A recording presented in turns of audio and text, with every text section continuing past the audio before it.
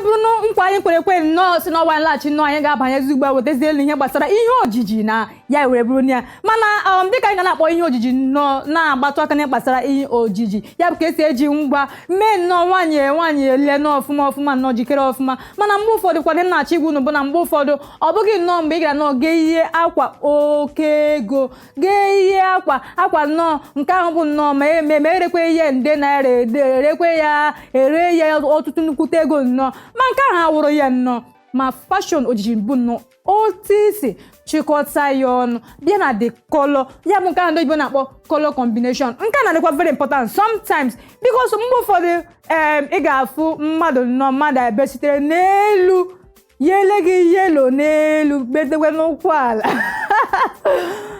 so ya bụ ihe mere anyị si nnọọ na-ewetara ọnụ ihe gbasara fashion ya bụ gịnị ojiji so anyị ga na-akpọ ụfọdụ n'ime ndị ahụ bụ ndị ama ama ya bụ ndị na-eme ihe omume dị iche iche n'obodo Naijiria ndị ma nnọọ ka esi ejitikwa n'ojiji ya bụ ya ịga na social media ha na Twitter or Facebook or Instagram ga na-asị wow na ojiji nke a na ọ mara mma mana tutu anyị were nnọọ na-eje na nke a o nwere ofu ihe nnọọ m ga-eweta akpọrọ nke a n'okwu oyibo teaser ya bụ na ajụjụ ahụ bụ kedu mgbe ị bịara nnọọ gbakọrọ nna gị ya bụ n'okwu oyibo o were jụọ ya sị when last did you hug your father as a Nigerian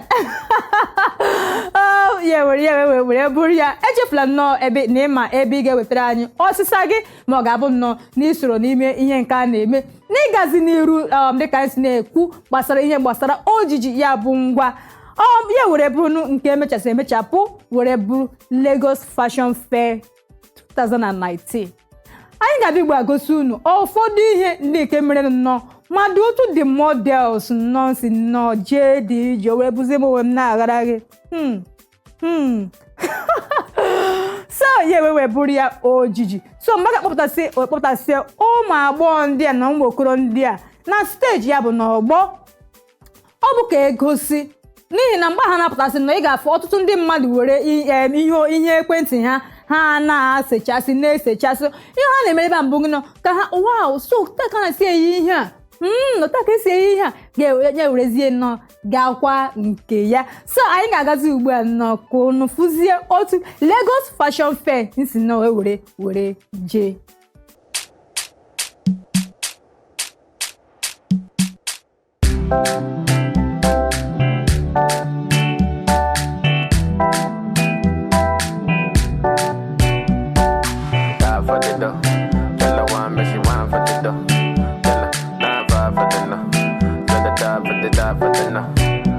Ghana girl say she want marry me yo.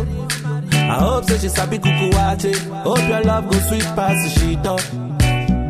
Baby girl, I say your body na killer oh. Yeah, I get it tired of your body. Only on your body. That girl for the corner, there's somebody made a call I'm see the wine, I see fire for her body. And if she follow me, go now, enjoyment go kill em. Baby girl, you bad, girl, the way you whine. I demand over you, girl. I demand over you, girl. Say you are my woman, my superwoman. I demand over you, girl. Awanyoma, ị ga-agwa anyị ihe gbasara this Lagos Fashion Fair na-emeke taa. Kedu ihe ị ga-asị na ọ bụ ihe nke a pụtara na nghọta nke gị ma ụdịka ihe ha ị na-afụ keta? Okay. Ịjụ mma sị na nọ ebe ndị mmadụ na-eweta aka ọlọfa ife ha na-emekarịcha ife ha dị mma na-egosikwa ndị ụwa na anyị nọ na Nigeria nwekwa ife anyị so na-eme and ife anyị na-adịkwa mma so it's a good experience na okwu. Afọ m bụ Tama Stitches. Lagos Fashion Fair bụ ebe anyị na-anọkọta ọnụ eweta akwa dị iche iche ụmụ ankara dị iche iche awolo design otu obodo niile dị otu their own design na fashion nke ha dị ka onye ọbụla na-eme ebe anụnwa so ha na-eme ebe a bụ iweta ile akwa anyị lesifukwanụ other cultures ndị obodo ọzọ mekọọ ọnụ as one Nigeria ofu obodo ka anyị nchawo ụwa niile wofu woman, my superwoman. I demand over you, girl. I demand over you, girl. Die for the love, girl. I want me, she want for the dough. Oh, last side for the love, girl. I want for the die for the dough, die for the dough. aha m bụ Tama Stitches biko na-ekiri ni isi mbido TV. Thank you.